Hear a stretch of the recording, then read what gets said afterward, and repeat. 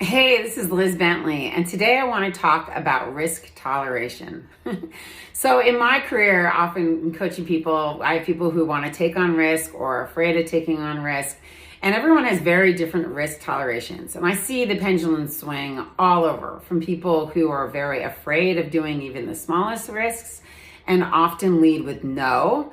To people who take on gigantic risks and leverage themselves sometimes too far and are always going for something really big to keep their adrenaline going. And what we really want to do is take just the right amount. So what we want to do is we want to live a life where we're taking just enough risk that we're scared, that we're always being pushed, that we're growing, that we're going for something to grow our intelligence, our talents, our skill sets, our personality, our connections, our connection to people, our communication. Everything in us should always be growing. And to do that, we have to take risk, right? But the problem is we're all built very differently in how we feel about that and how we feel about getting vulnerable. Because ultimately, taking risk is about being vulnerable. Now, most of our risk toleration came from the way we were raised. How your parents felt about risk, what they thought was appropriate or inappropriate. Some of us had parents who, shut it down, were very safe, always played it very cautiously. And mind you, they got that from their parents.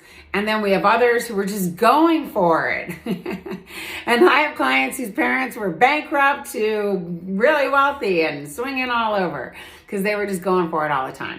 What you want to do is look at yourself and say, okay, who do I want to be?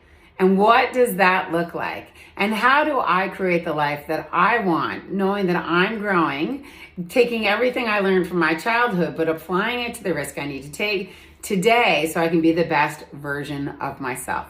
Okay, so here are the tips on evaluating your risk toleration and being the best version of you. Number one, as I said, look at your history and figure out where your risk comes from. And how does that impact you today? What do you like about it? What do you need to get rid of? Two, what are you? Are you low risk, medium risk, high risk? And how do you make that up? And how's it working for you? Where are you going too far? If you're low risk and you're saying no to everything, are you noticing that your life is getting boring, that you're not growing enough, and that you need to take more on? If you're too high, are you seeing that you're leveraging yourself and always think you can catch up? Overconfident and think you can always going to have time to win back some of the losses, but you might be running out. Okay, so assess where you are in the risk toleration and see where it's working for you or where it's working against you. Okay, number three, if you've been fantasizing about taking on a really big risk, I get people like this all the time, or I just want to go for something really big. It's fine, you can, but you've got to look at the truth. What is this really all about? And play through all of the negatives. Because when it comes to risk, we can always celebrate upside, something going really well.